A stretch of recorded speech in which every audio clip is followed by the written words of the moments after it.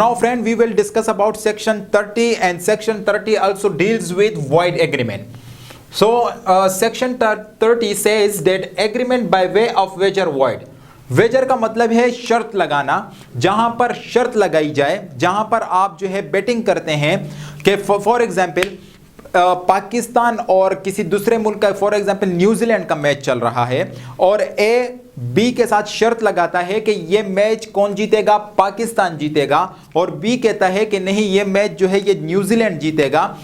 ए कहता है कि अगर पाकिस्तान जीत जाए ये मैच तो बी आप मुझे 1 लाख रुपए देंगे, और बी कहता है कि अगर न्यूजीलैंड जीत जाए तो आप मुझे 1 लाख रुपए देंगे। ठीक है दोस्तों, इसे कहते हैं शर्त लगाना। तो अगर फॉर एग्जांपल पाकिस्तान जीत जाए और बी क्या करता है, बी ए को 1 लाख रुपए नहीं देता, तो ए जो है इस एग्रीमेंट को कोर्ट के जरिए से इन्फोर्स नहीं कर सकता, क्योंकि ये एग्रीमेंट क्या है, ये एक वॉइड एग्रीमेंट है। जहां पर एग्रीमेंट वॉइड एग्रीमेंट है तो इट मींस के the agreement can not be enforce through the court of law. यार फर्ज कीजिएगा ये जो गैम्बलर्स होते हैं, गैम्बलिंग खेलते हैं और पुलिस जाके उनको पकड़ लेती है। ये क्यों पकड़ती है? क्योंकि ये लोग शर्त लगाते हैं एक दूसरे के साथ। फॉर एग्जाम्पल ये कार्ड वगैरह जो होते हैं, ताश, जिसको उर्दू में ताश कहते हैं, ये अगर आप विदाउट शर्त यानी कि एक दूसरे के साथ शर्त नहीं लगाते आप लोग खेलते हैं तो ये कोई इलीगल गेम नहीं है।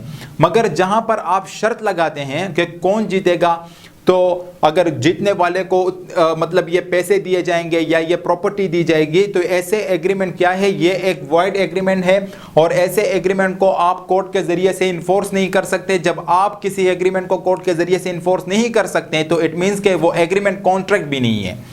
इसी तरीके से दोस्तों इस सेक्शन में भी कुछ एक्सेप्शंस दिए गए हैं। एक्सेप्शन, पहला एक्सेप्शन है कि exception of certain prices for horse racing. Horse racing में फॉर एग्जांपल मैंने कहा कि इस हॉर्स रेसिंग में विनर को मैं 2 लाख रुपए दूंगा।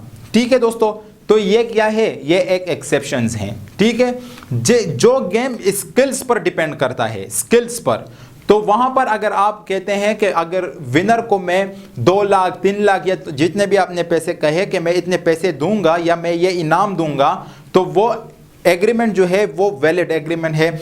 और ये जो एग्रीमेंट है ये एक एक्सेप्शन है सेक्शन 30 का। इसी तरीके से दोस्तों बताया गया है कि section 294A of Pakistan penal code not affected.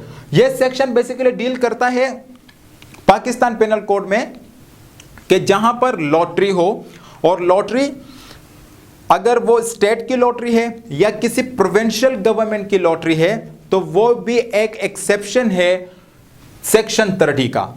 और अगर वो ना स्टेट की लॉटरी है और ना वो किसी प्रोविंशियल गवर्नमेंट की लॉटरी है, और कोई शख्स जो है वो अपने लिए ऑफिस खोल दे या कोई शॉप खोल दे और वो लॉटरी का बिजनेस शुरू कर दें, तो उस शख्स को सज़ा दी जाएगी। और वो सज़ा पीपीसी में बताई गई है कि 6 मंथ की सज़ा, अप टू 6 मंथ उसको जो है इम्प्रिजनमेंट दिया जा सकता है। इसी तरीके से दोस्तों सेक्शन 30A में बताया गया है agreement collateral to wagering agreement.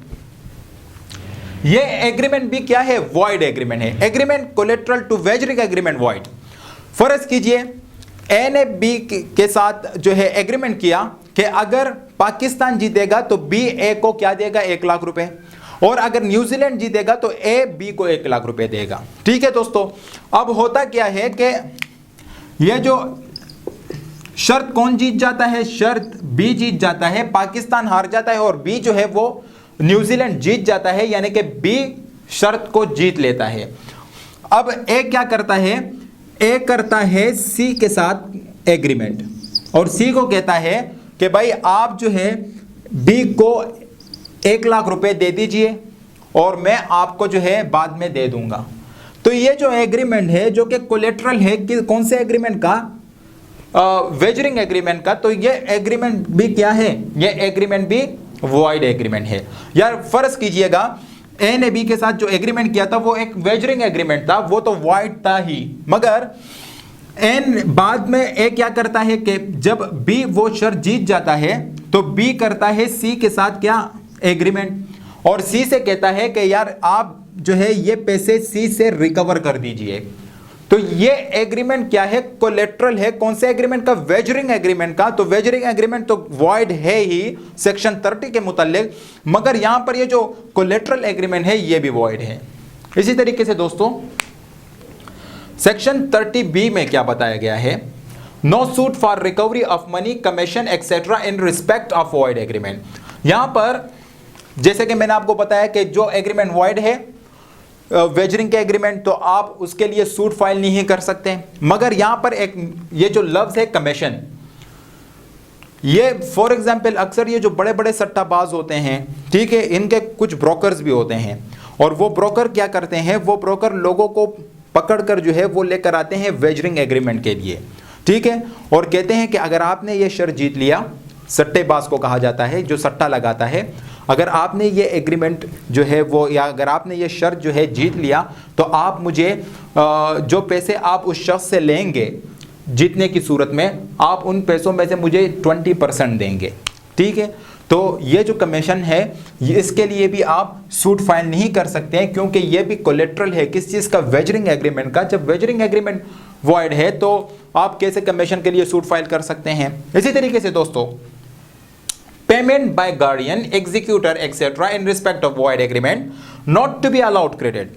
For example ए जो है ये ए के क्या है, फॉर एग्जाम्पल पेरेंट है, ठीक है दोस्तों, या एक एग्जीक्यूटर है, उसने बी को पैसे दे दिए, ठीक है दोस्तों, और बाद में ए मना कर देता है सी को कि मैं आपको पैसे नहीं दे रहा। तो ये जो एग्रीमेंट है ये भी, इसके लिए भी आप सूट फाइल नहीं कर सकते, जहां पर आप किसी दूसरे शख्स के बिहाफ पर पैसे दे देते हैं और उनके बीच में जो एग्रीमेंट है वो कौन सा एग्रीमेंट है, वॉइड एग्रीमेंट है दोस्तों। तो वहां पर आपको पैसे नहीं देने चाहिए, क्योंकि बाद में आप इन पैसों को रिकवर नहीं कर सकते। तो दोस्तों आज का ये हमारा जो लेक्चर था वो वॉइड एग्रीमेंट के मुताल्लिक था। तो आज का ये हमारा लेक्चर यहीं पर ख़त्म हो जाता है। तो अब तक के लिए मैं इजाज़त चाहूँगा। अल्लाह हाफ़िज़ एंड टेक केयर।